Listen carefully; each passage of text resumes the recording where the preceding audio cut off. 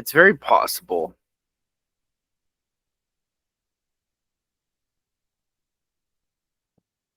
What is? I'm seeing if you would pay attention. If I just stopped mid-sentence. My eye bags are really heavy today. Look at that. Do you see that? Do you see like I look like the crypt keeper. You know what's really helpful for that? What's that? Cucumbers. Cucumbers? Yeah. Like eating them or putting them on your eyes like they do at the spa? Yeah, no, just take a chomp out of a cucumber and that'll help. No, you gotta put it on your eye. See, I don't think that's actually scientifically accurate.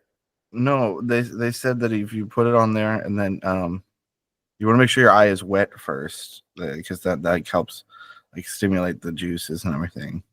Right. And then like I love stimulating juices. Well, like your facial juices, you know. And then what you want to do is sprinkle some salt in there to stimulate the cucumber juices. Right. Salt getting in your eye is the most amazing. No, feeling. You put it on the cucumber slice, not in your eye. Which is the cucumber slice is going on your eye. You don't put it salt side down. Well, you didn't say that. That wasn't part of your instructional steps, Connor. Cucumber, water, salt. Where did you get lost? Everywhere. Thank you. Well, anyways, you do all of that. You cover it. They said to make it as like tight and sealed as possible because you want to make sure everything stays in there. Right. You know, now I think about it, I think that's just the recipe for pickles. Might be actually, yeah. That does sound pretty accurate. Vinegar.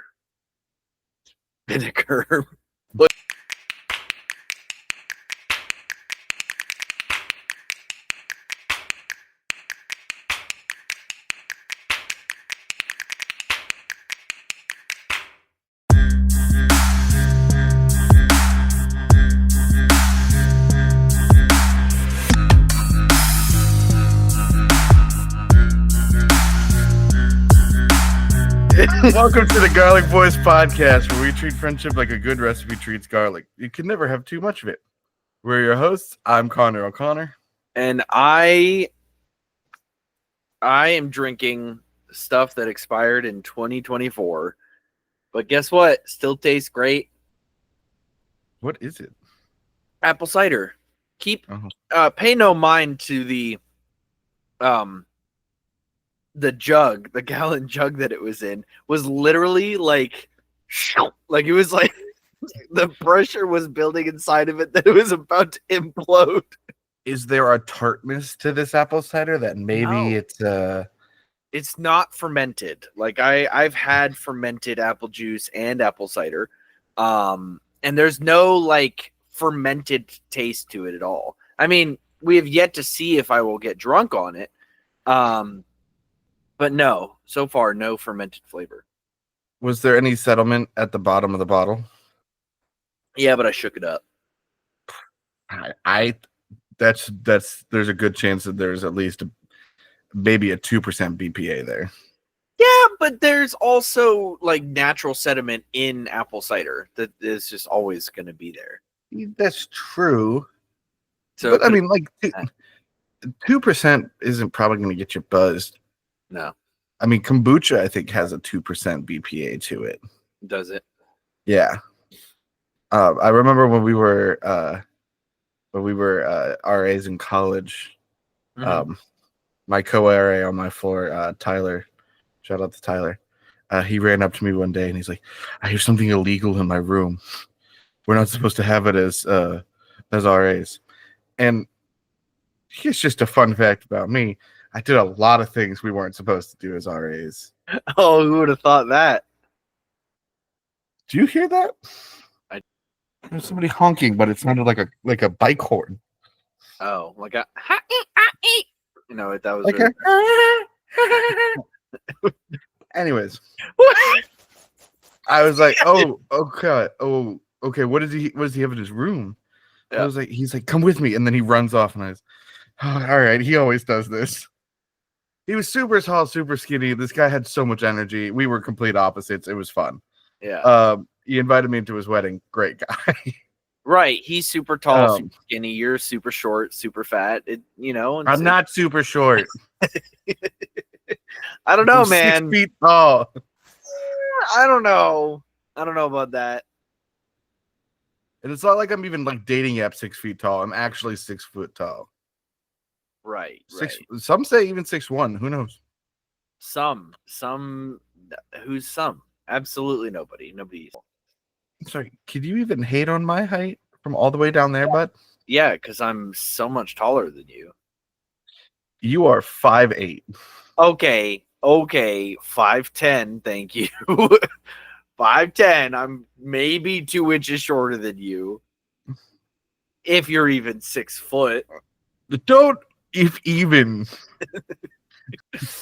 Anyways, I go down there and he just has a can of kombucha, and that's all the illegal. And I was like, I don't know what this is, because this was like 2017, 2018. I don't know if kombucha had really like taken off yet. Can we please highlight on the culture, no pun intended, of kombucha? Like, come on. You're going to tell me that you're going to mix some of the best flavors on the entire planet and it's still going to taste like vinegar? Here's the problem. Please. You started off with a terrible base. And I know you're not going to agree with this, but I don't like tea. Oh, see, tea's great. I think tea is garbage leaf water. It's Uncle Iro would be incredibly disappointed with me.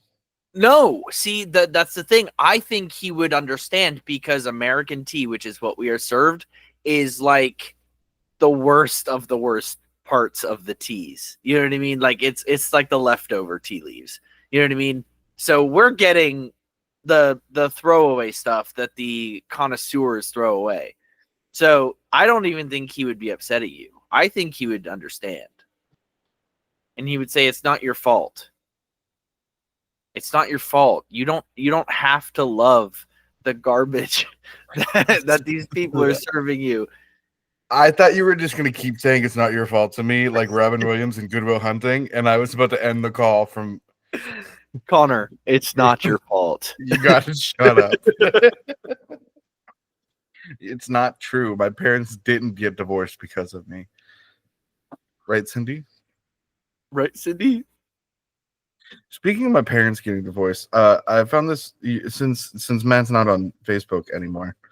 There. I posted, somebody else posted this, but my brother posted this and I reposted it. It was just somebody on like one of the meme pages quote. One thing my dad taught me is when things get tough, leave. So I reposted that, and a lot of my friends who are also Stan's father laughed at that and thought it was funny, as well as other friends that don't. And Courtney's mom, who did the caring emoji because she doesn't like it when I joke about that. But our good friend Riley, who also had an absent father, commented that our dads must have attended the same parenting class. But the best comment, and one that I could not have predicted was going to happen, was my sister's mom, who I'm friends with on Facebook, commenting, "I must agree." As someone who was also left by my father. Oh my goodness, that's so funny. That's hilarious. And you know what? Shout out to Shannon for just being petty. And yeah, shout out. You're the mom of the week. You're the supplementary mom. She's gonna be my supplementary mom report. Exactly. Not if I get there first, dude. I always go first. Have you ever listened to the podcast ever? Like, I know you edit it. Oh no, Matt, I don't listen. I'm a part of it. I don't need to listen. Like, you always start with me every single week. I don't think you've ever started in the entirety of the supplementary mom report bit. Somebody find the one instance where Matt couldn't think of one, so I and went put first. It on repeat. send it to us. And the ones where I conceded because I couldn't think of one don't count. You need one where he said, I have a supplementary mom report first, and then says, Matt, do you have a supplementary mom report? That's how it works. All right. And if you win, you'll get a free taco coupon for Taco Bell. You'll also get a free taco, but I'm not going to tell you where it's from. These are good until the end of the year. Oh, nice. I got 2, so 2 special winner. Well, 1 special winner. Connor needs that other one. 1 special winner gets to go on a cheap date with me. Not even a filling date, a cheap date. we each get 1 hard or crunchy soft or Doritos Locos taco. Oh, you're telling me I could get a Doritos Locos with that coupon? If that doesn't sweeten the deal, baby. It's over. Who doesn't want a free Doritos Locos taco? I mean, I definitely prefer, but like if I'm gonna eat a hard shell taco. Oh yeah. Hands down. Let's talk about Taco Bell I would love to talk about Taco Bell. First off, are you gonna insult Taco Bell? Because I will kill you. Matt, look at my size. I'm not gonna insult Taco Bell. I just had them for dinner last night. So first off, those new snack crunch wrap things that they have are good. Yeah. They're better with the avocado sauce, like the avocado ranch sauce thing that they have. It's the best sauce to dip those things in. The queso's okay, but after a while, it just was like too much. Yeah. I didn't get to try the birthday cake churros. Oh, sad. And Autumn doesn't want to go anymore because they stopped serving nacho fries again. But I told her they'll be back. It's like the McRib. Yeah, they'll come back. What I want to talk about is their hubris. And I think they have good ideas and they have the best intentions. Right. Ever since the debacle in 2020, where they got rid of half their menu items that everyone loved. The cheese shell taco thing that they're doing. You expect your drug-addled employees to be able to perfectly cook cheese consistently enough and not burn it that it is enjoyable for me to eat a taco out of a cheese shell. I think that's the big problem, right? Is that the people that invented the cheese shell taco, right? That a great idea because they're professional cooks, you know what I mean? Right. But you're then expecting your children who are barely out of high school. I'm sorry. You're expecting your children who are barely out of high school and probably smoking way too many vapes at the same time. 50 vapes in one mouth. To then cook at the level of a professional chef. And Connor, why are you sniffing Vicks? What? You are secretly down there sniffing Vicks. Why? I don't know what you're talking about. Connor, we really need to figure out a double camera system so that neither of us are off the camera ever. Because I needed the world to see that you were just over there huffing Vick's Vaporub. Here's the problem. Your nose was fully in that jar. Here's the problem, Matt. I have a wall of stuff I'm looking at. Right. Because of how I've decided to set up my desk area, I have just a bunch of stuff to look at. And I'm trying to do my best to have an intelligent and meaningful conversation with you and not want to die. And so like I need something to also like distract me. Not because you're a problem. I can't focus on one thing and not do something else.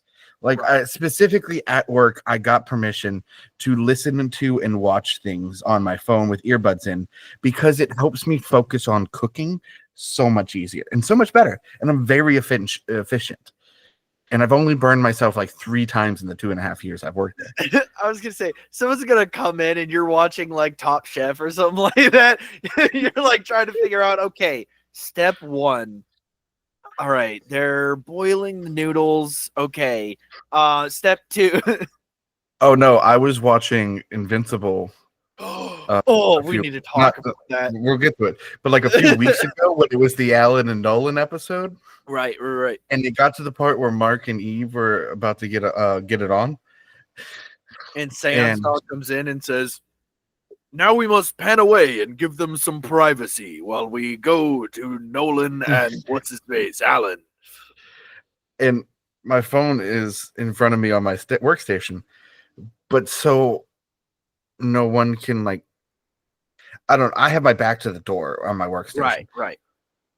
And there's a window in my door.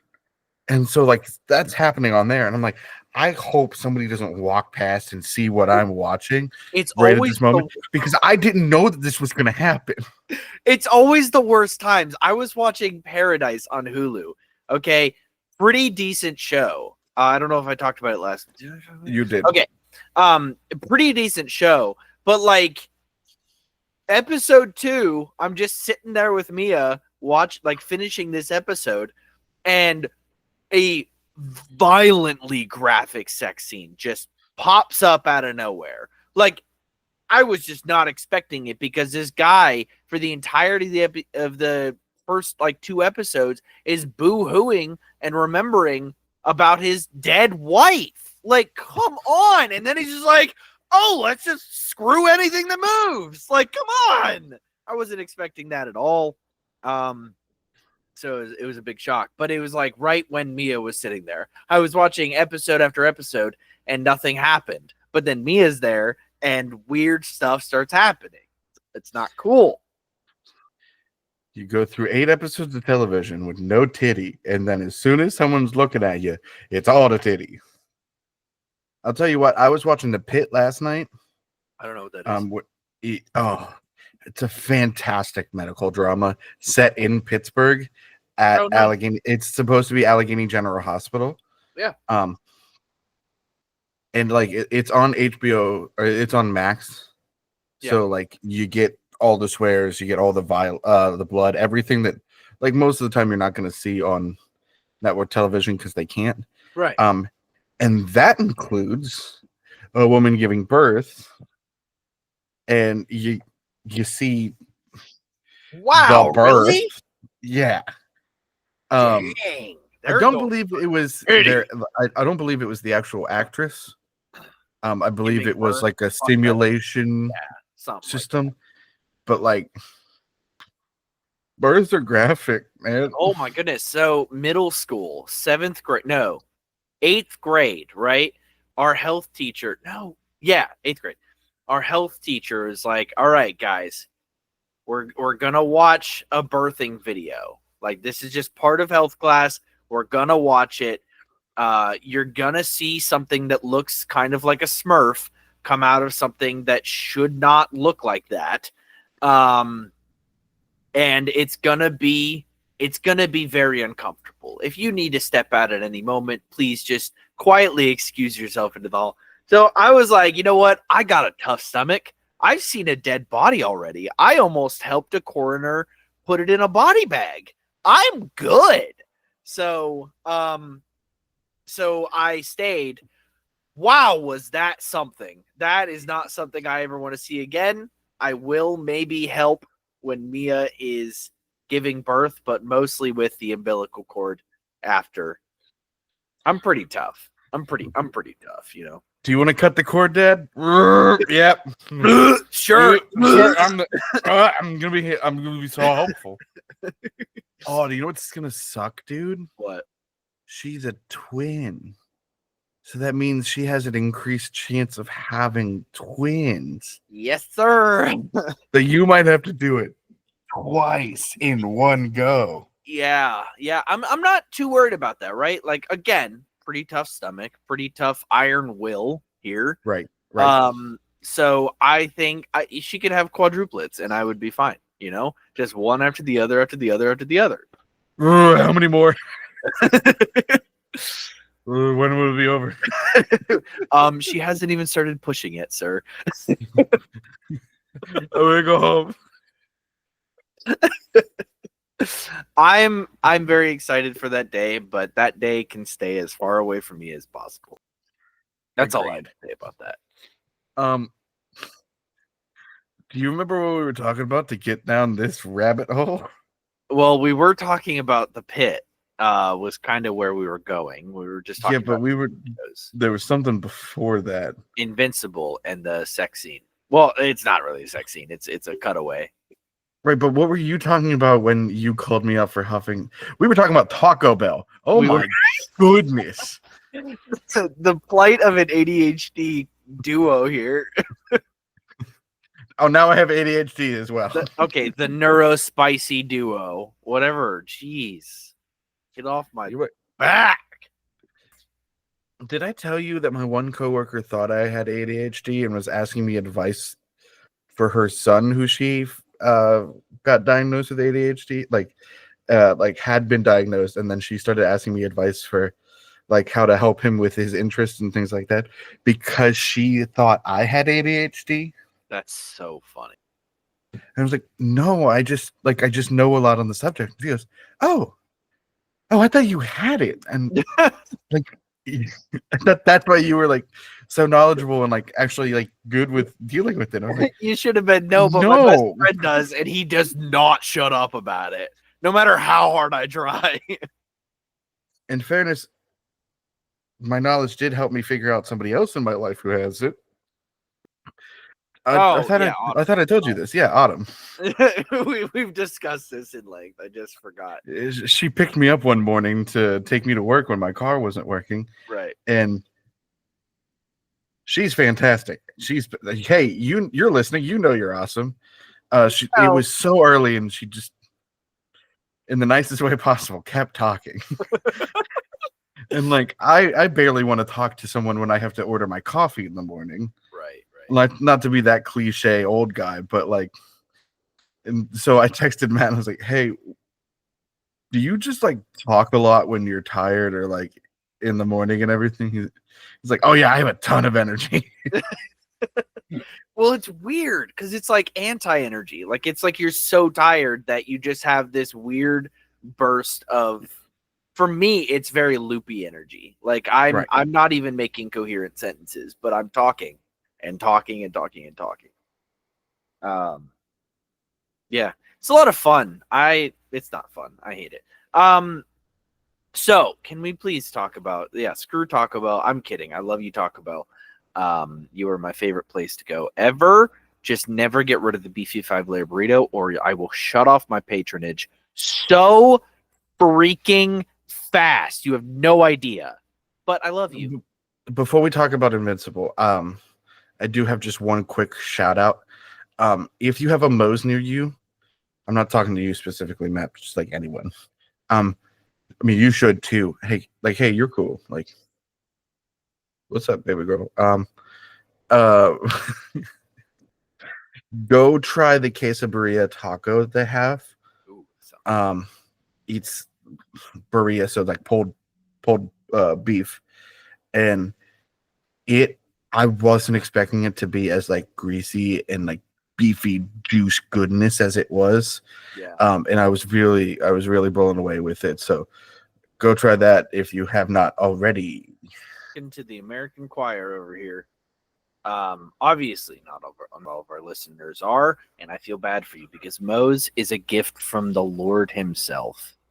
Okay. Let's get down to it. I don't even want to just talk about Invincible. Have you seen The Rookie? Have you seen Daredevil Born Again? I've not watched episode 3 of Daredevil, actually. Okay. I had to finish episode 2. Right. And then other things came out. Yeah. Episode 2, though, very good. Very good. Incredible. Chef kiss. Do you want to start with the rookie and then end with Invincible? Sure. Let's start with the rookie and then end. Okay. The rookie made me bawl my freaking eyes out. The whole time I was crying. I hate it. Did we watch the same episode, Connor? Yeah, I know. I was trying to remember why you're crying. I was like, I don't Were remember. they predominantly in a hospital, Connor?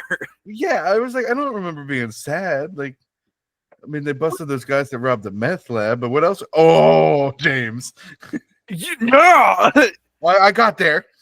It was, I don't know. It was just a very emotional episode. One of the emotionlessest characters in the entire show had a ton of emotions this whole episode, which is really what brought me to the tears, right? Well, it helps show how good of an actress she is. Oh, she's incredible.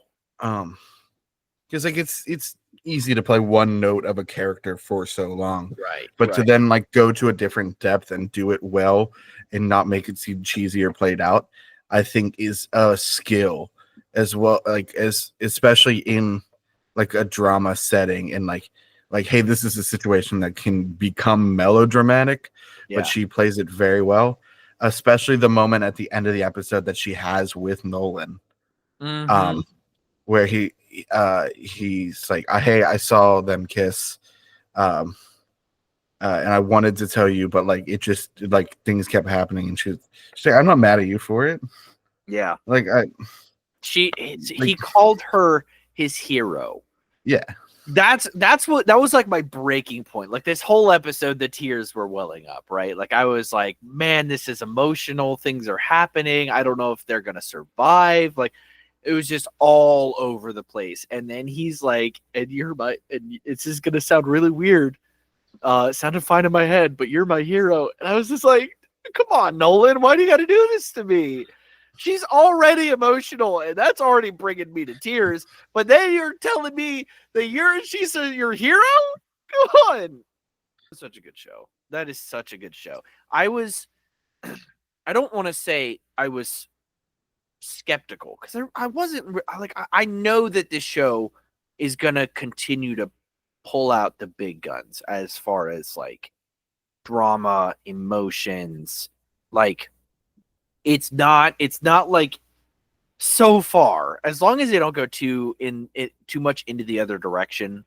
Like so far, they've been doing so well at balancing drama and action and comedy and like and serious tones. Like they're just doing so well at balancing it to where it doesn't feel like I'm not watching Grey's Anatomy. You know what I mean?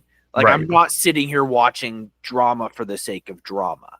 I'm watching a really well-rounded show that sometimes has hit or miss episodes. And that's okay, because you can't hit 100% of the time. It's impossible. But 99% of the episodes have kept me on the edge of my seat from the very beginning of the show. And it's stunning. Even Psych, the best show that's ever been made, has bad episodes. Right. Like it's gonna unfortunately happen. The one with Bruce Campbell. Oh, I know. How do you have a bad episode with Bruce Campbell? Who was in Invincible. Sorry, we're not going to talk about that yet. This episode it led me through every single one of the stages of denial or of grief, and I thought it was incredible. I loved it. One very good, like, and I think this is a pure rookie moment, is when they're on the elevator at the end after he convinces the guy to come to see his dad, and he's like, my dad's not here, is he? Like, nope, he's at home. It's just like, and these are three of the best MMA fighter division of our police force. So have fun. Like, you could fight for sure. I think of this series, there have been a lot of really good episodes. Good episodes. I think this might be one of my favorite episodes of the entire series. And honestly, I feel like just acting story, whatever, everything all around was perfect. And I feel like if there's TV awards, aren't there? Yeah, the Emmys, bud. That's the Emmys. This could totally win an award, in my opinion. But I'm not watching all of the shows on the entire planet to know what should win an award and what shouldn't. The further and further out we get from them being rookies, like our main three that we started with, and like even Nolan now, like his first rookie where he was a rookie TO, being a P2 now and everything, it's we're starting to lose that original premise, it like a little bit each week, but then they still have a compelling show outside of that premise. Like there are a lot of shows like they're built on a single premise, like The Good Place. It's built on that premise. But I'm not going to do any specific spoilers for that show. If you haven't seen it yet, I do recommend it. It has an incredible twist. But after that twist happens and you go on in the season and it loses that original, like, I guess, hook of the show, right? They got to figure out why the show should still work, what's going on here and everything. Yeah. And I don't think this show is struggling to do that, because you're still seeing that strong character growth, and like within the structure of the police force, I think you do have that opportunity for people to like find a new position, keep moving up and everything. And so there's still quote unquote a rookie to be there.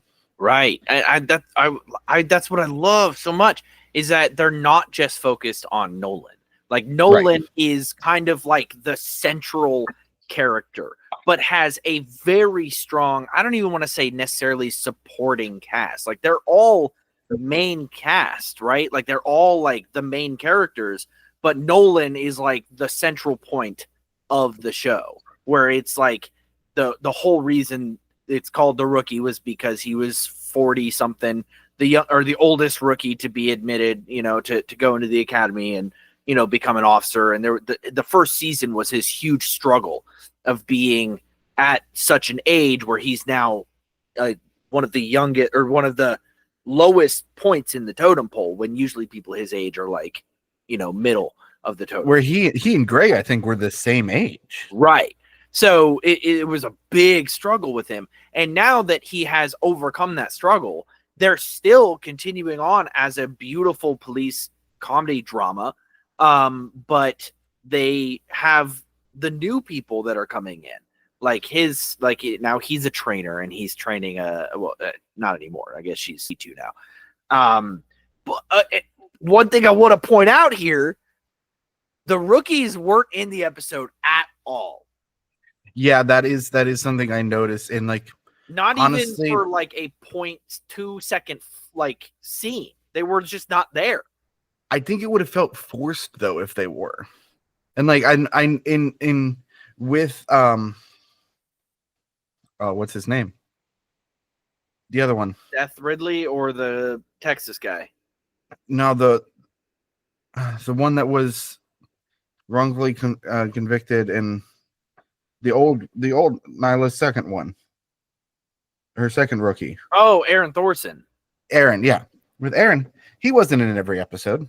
Yeah. And so like that was fine though, because like we were still kind of focused on what I'd say are our main five. And this was a pretty solid continuation of the last episode, where I don't even know what the rookies were doing. They were at one point, Seth was trying to murder phone calls with the fire, but they got the fire out, so they just didn't show what he was doing after that. But you had Chen and Bradford together in the same car. I just feel like they would have, even if it was a 2-second, hey, you guys go do this. I just was very surprised now that I'm looking back that they weren't in it at all. But like I said, I don't think that's out of character for them, because they did that with Thorson. I think the only reason we saw Selena as much is because, again, Nolan is the main character, and so of course they're going to stick with him and his rookie mainly. Yeah. Now that we're like moving forward and like Selena is a P2 now and everything, do you think it's possible that they're going to give Nolan Seth so that like he has an actual TO? Because technically Chen isn't a TO. Right. Yeah. The possibility is there. Again, I have my own theories on Ripley. Ripley. I was saying Ridley earlier. I have my own theories on Ripley. So, maybe they'll stick him with Chen to keep that theory going, if that is a correct theory. Or, yeah, they very well could open him up. But I don't think, like, Chen wasn't taking his crap at all. Like she was like she noticed it and she called him out on it. Right. Even more so, I don't think Nolan's gonna accept that. You know what I mean? Like I think he's gonna be even worse. I don't want to say worse. Like holding him accountable and holding him to a higher standard, which is what cops should be held right. to. So like, but if my theories are correct and he goes with Nolan, I think it's just a matter of time. It's a matter of time before Nolan sees something. Again, he is kind of the main character, so it doesn't help. It makes sense that they'll be like, "Hey, that seems weird, right, Chen?" She's like, "I thought the same thing. We should investigate, but Gray's never gonna allow it. I have an idea." Hey, Gray, can we investigate this? Under no circumstances should you investigate this. Wink, wink, okay. Nudge, nudge. Harper, we have to investigate this. I can't. I just got my husband back. I'm taking administrative leave or leave of absence. I don't know. She was already on administrative leave. Lopez, will you help me investigate? I got 2 kids at home. I can't do it. I think we should be the new writers for the Rookie. Fire Absolutely. All your old guys and hire 2 young spry one young spry gentleman and another young gentleman. You could call us writer rookies. You could call us the Gar-rookies. The rookies. The garlic rookies. The Gar-rookies. Speaking of Gar-rookies, Invincible. Man, that was my favorite character of this episode, Gar-rookie. I just could not get over how incredible his art design was and his character and the actor they chose to play him. Come on.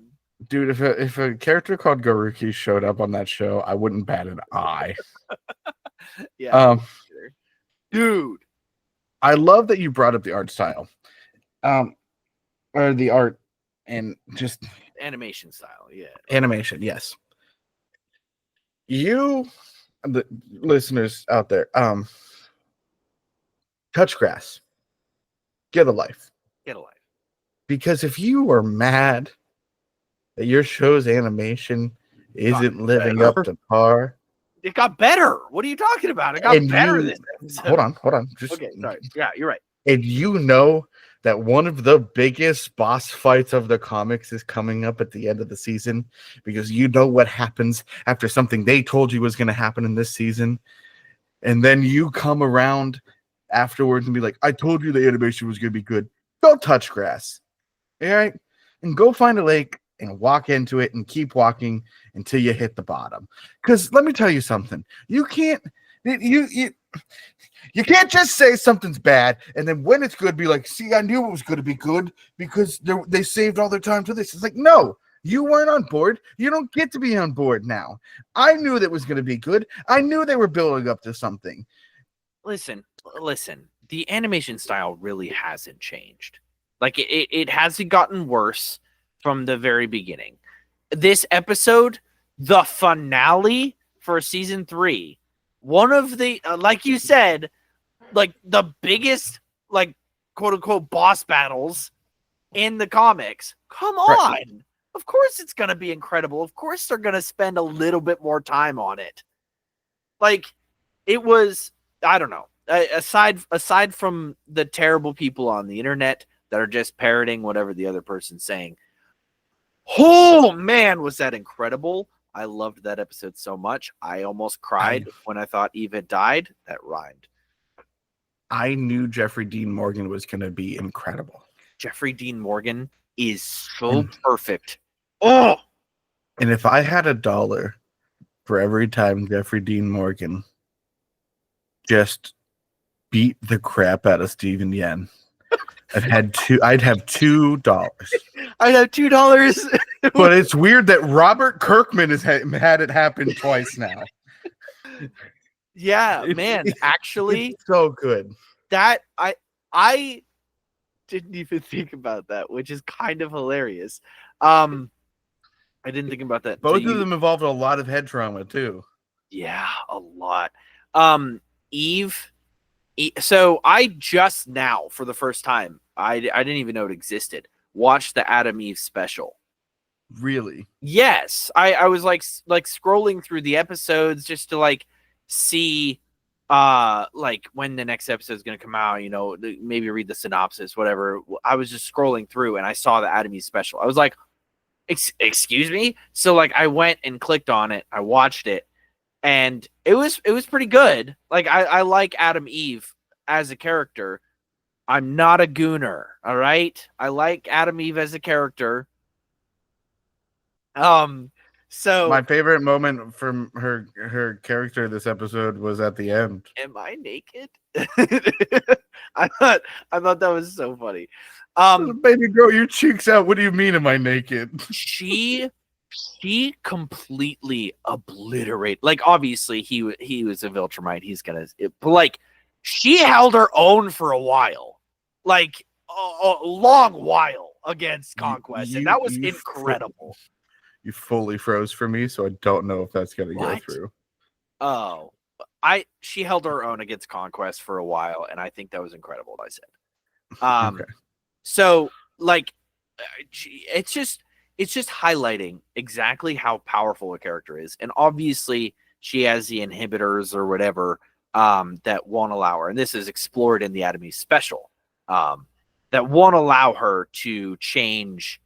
Like living organic matter. It'll let her change like stone and metal and you know any other matter, but just not organic matter. But it'll now literally allow her to shift the density of the air. Which was so cool.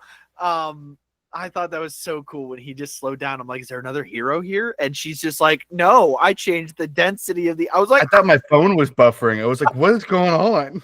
It was it's just she is one of the most powerful heroes in this universe, and the only reason she's not completely obliterating everybody is because she has those inhibited.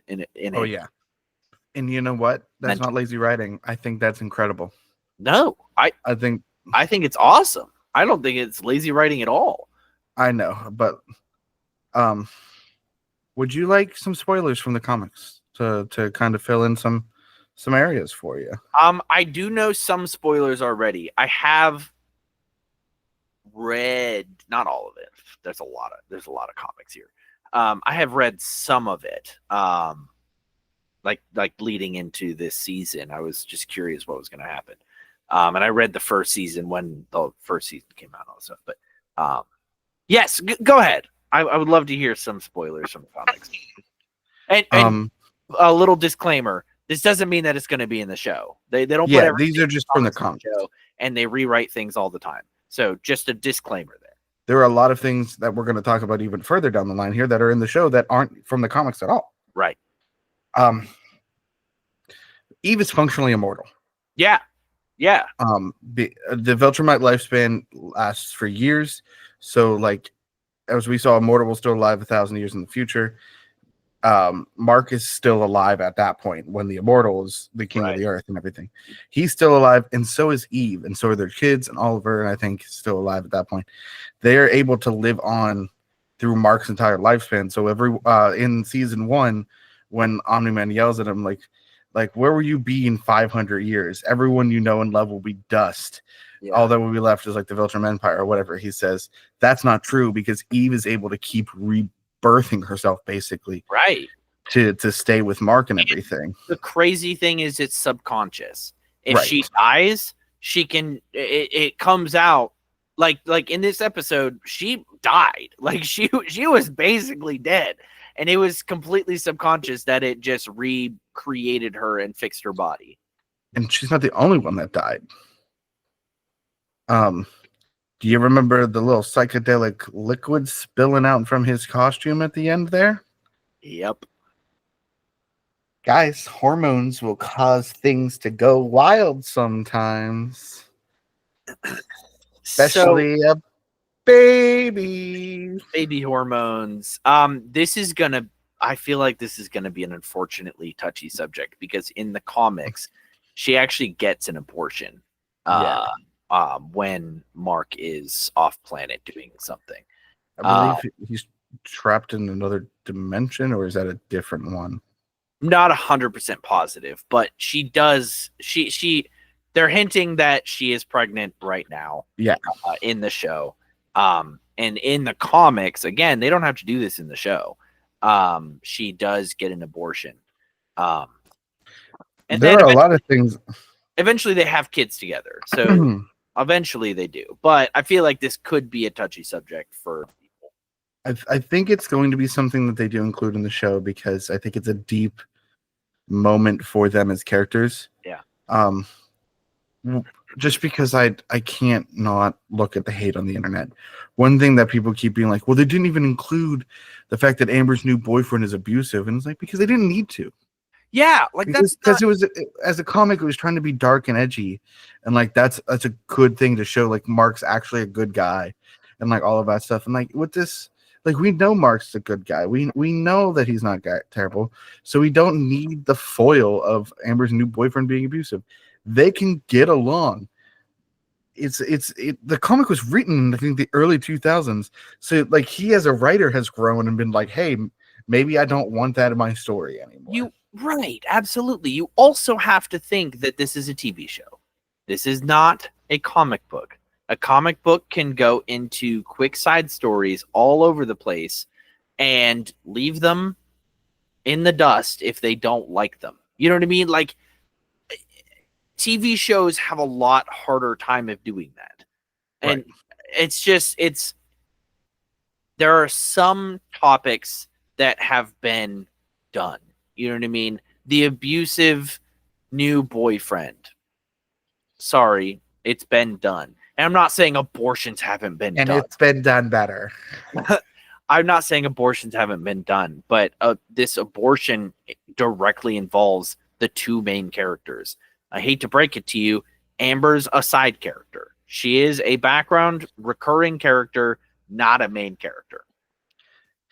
Like people were talking about that since they didn't include the abusive boyfriend, they might not include what happens with Anissa, I believe is her name. Yeah. And like, well, no, that one is a little more impactful, not just on Mark, but on literally every other character, including Nolan, who I saw a comic panel today of how he grips her up by the throat and is like, what did you do to my son? Yep. Because it's a thing that Mark doesn't really tell anyone about. Yep. I'm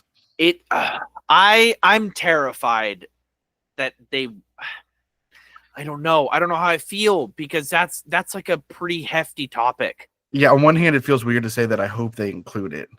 Right. Like it feels weird to say you hope, but like I think I've personally, if I'm being 100% honest, feel like they should change what that event is. I don't know, because that's such a weird, not weird thing, but like it's just.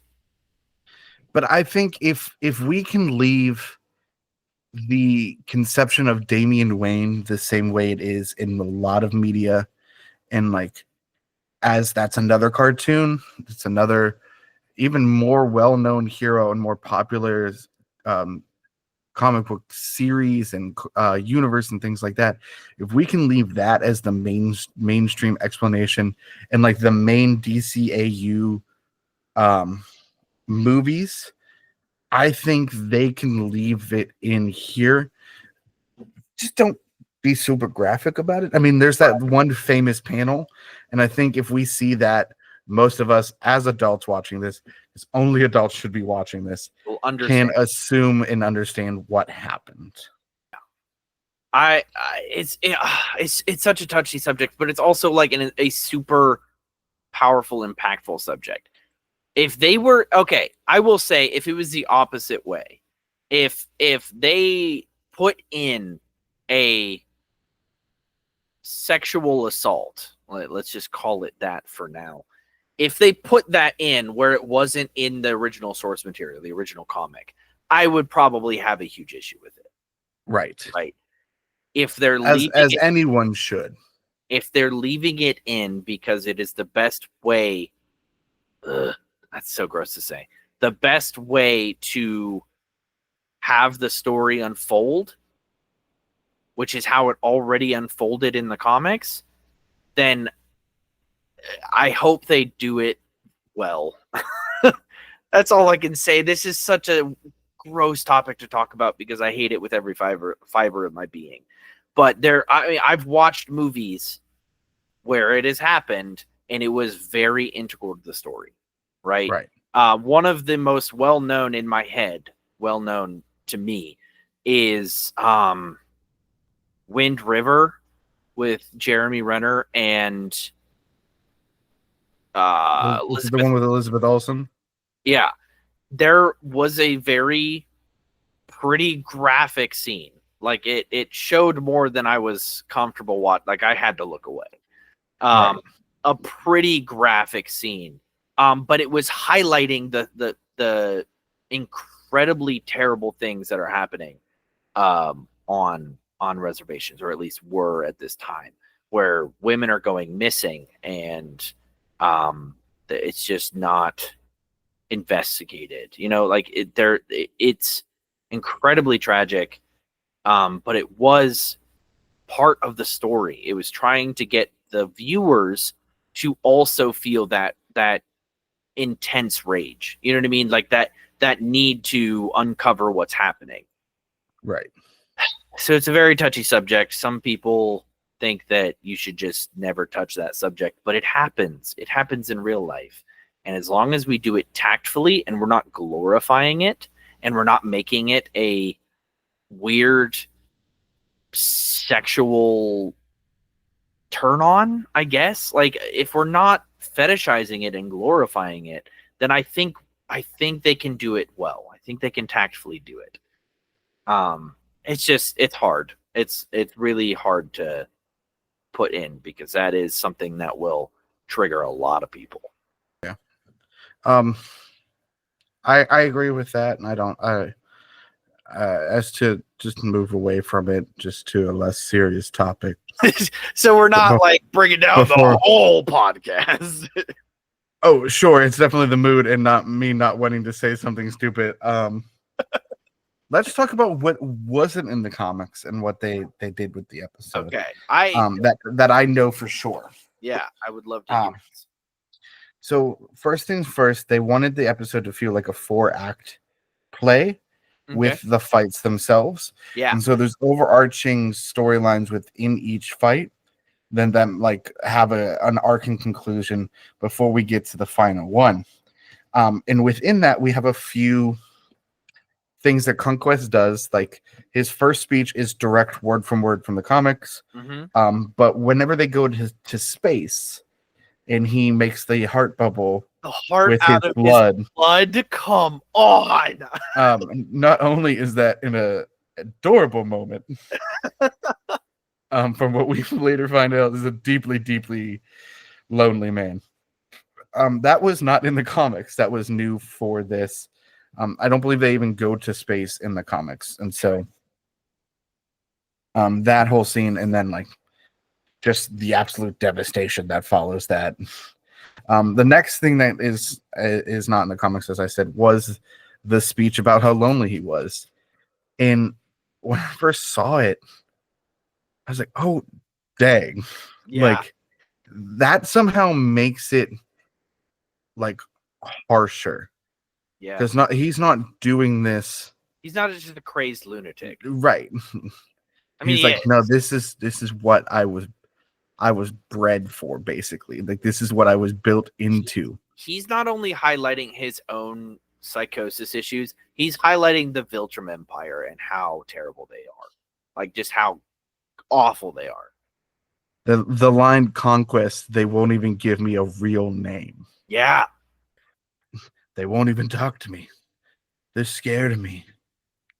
Yeah. And I think it's because the Viltrumites are afraid to truly acknowledge their depravity. Yeah. Because they think they're doing this right and what they deserve.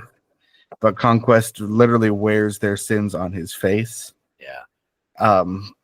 With the gnarled teeth, the scar, and the eye, the missing eye, and it's like, oh, that's actually what we are. Mm-hmm. Disgusting machines of war and conquest.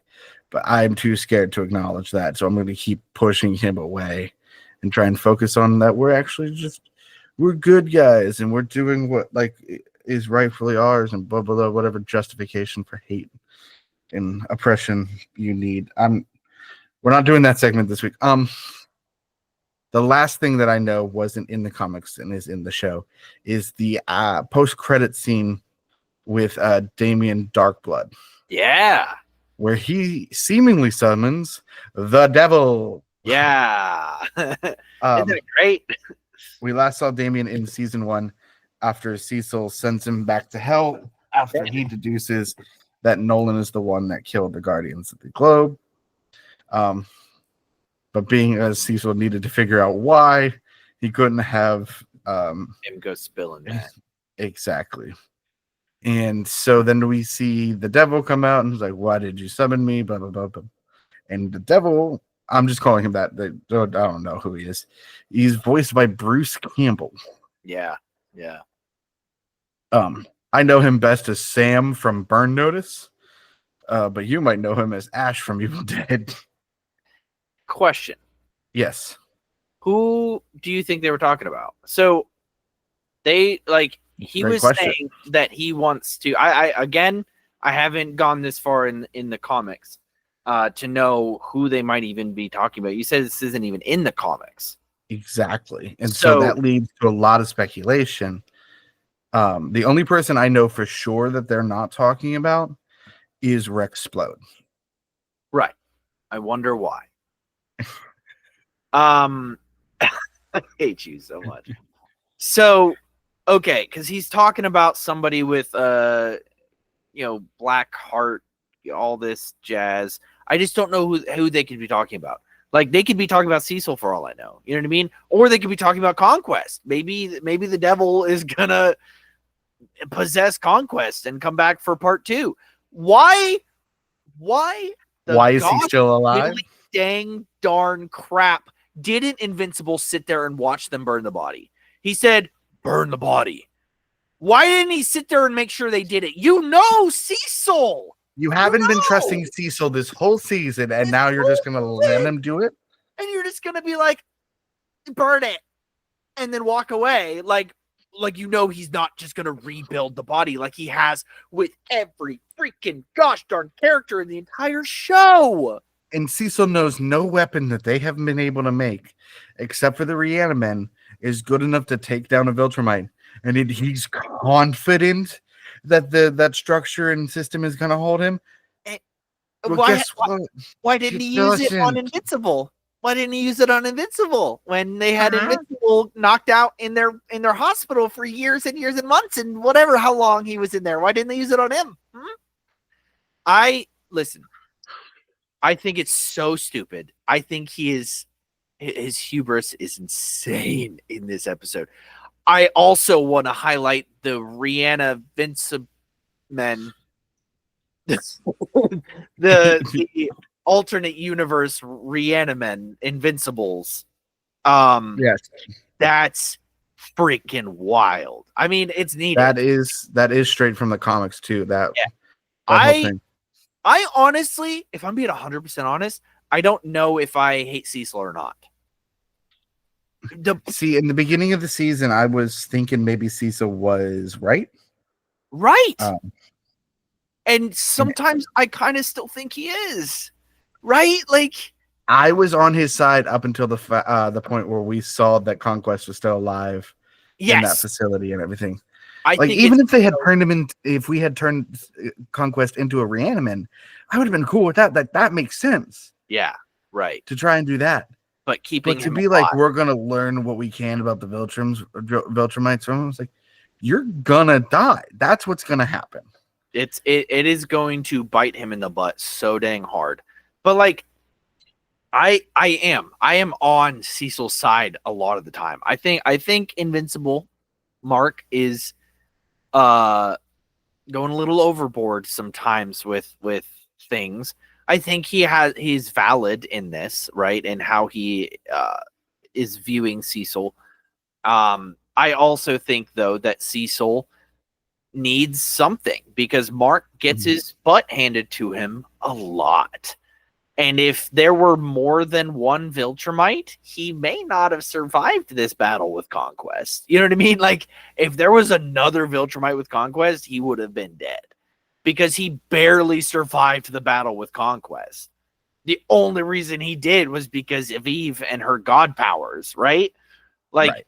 that's realistically the only reason he was able to do anything to Conquest. So do they need invincible Reanimen?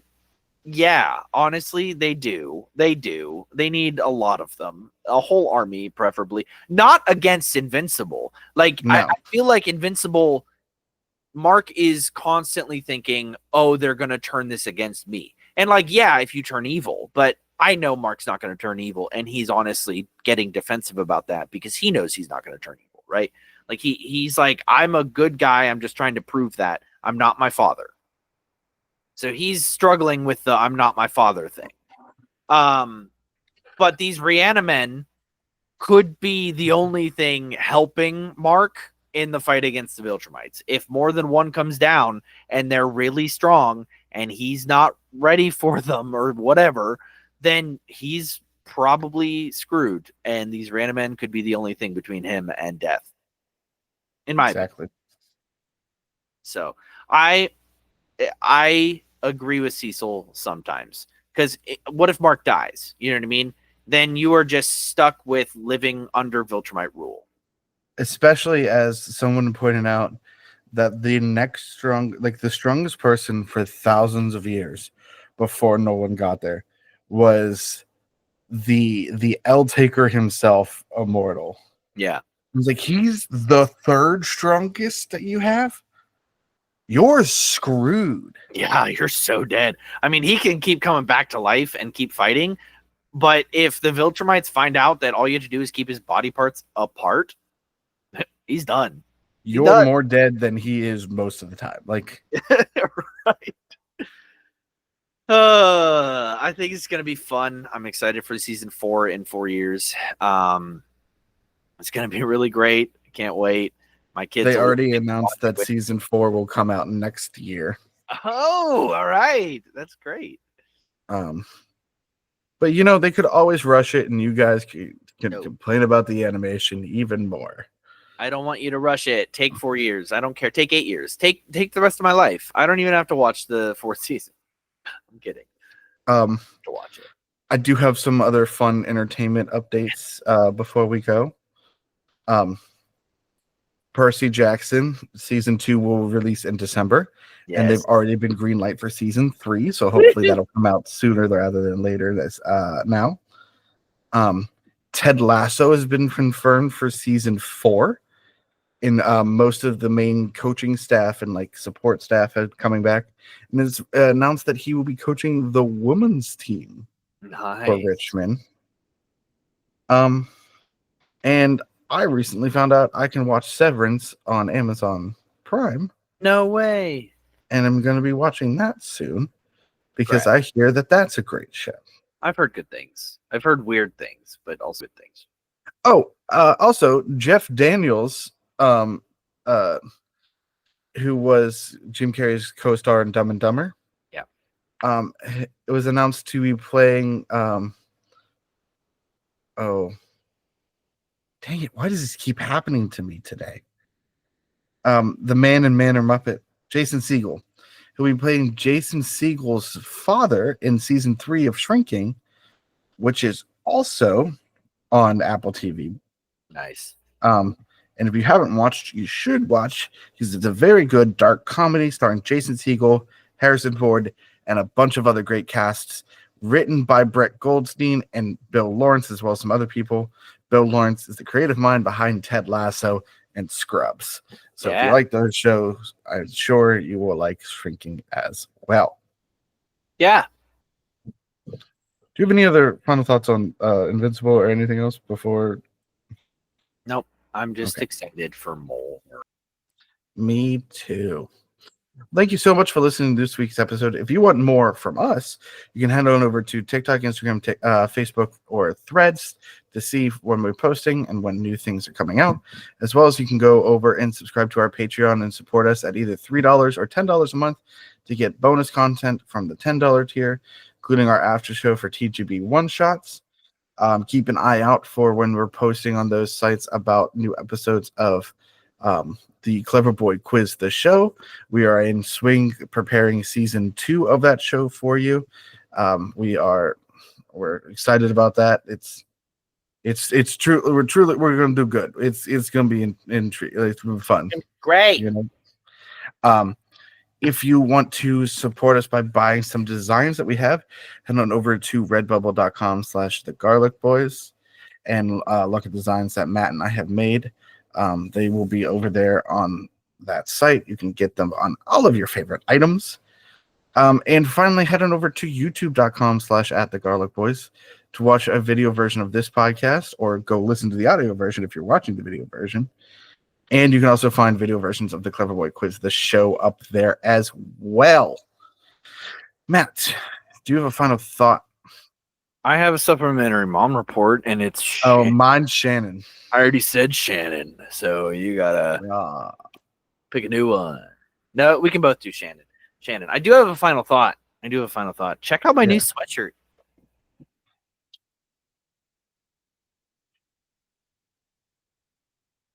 Dude.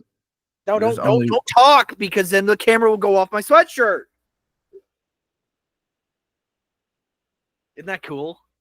There's only one way to describe how cool that sweatshirt is. How? Well,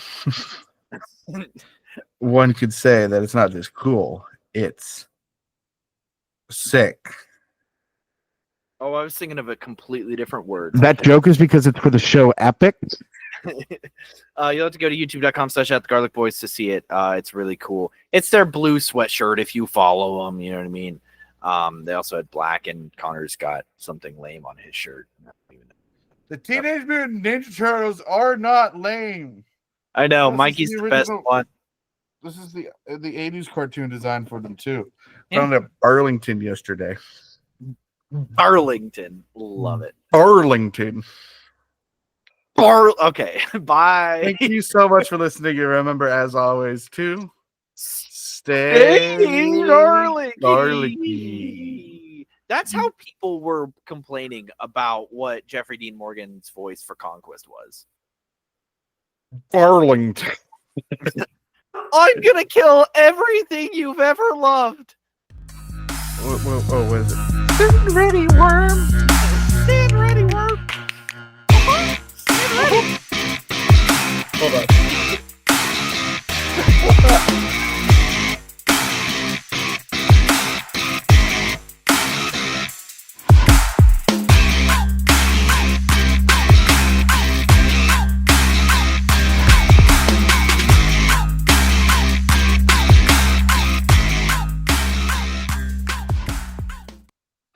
I am so lonely.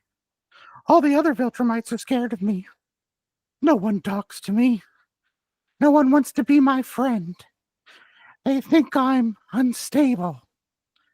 They send me from planet to planet, committing atrocities in their name. And as I get better at it, they fear me more and more. I am a victim of my own success. Conquest! I don't even get a real name. Only a purpose. I am capable of so much more and no one sees it. Some days I feel so alone I could cry, but I don't. I never do. Because what would be the point? Not a single person in the entire universe would care. Take it to your grave. You tell him, Vicky. Mickey, what's going on? All right. Bye.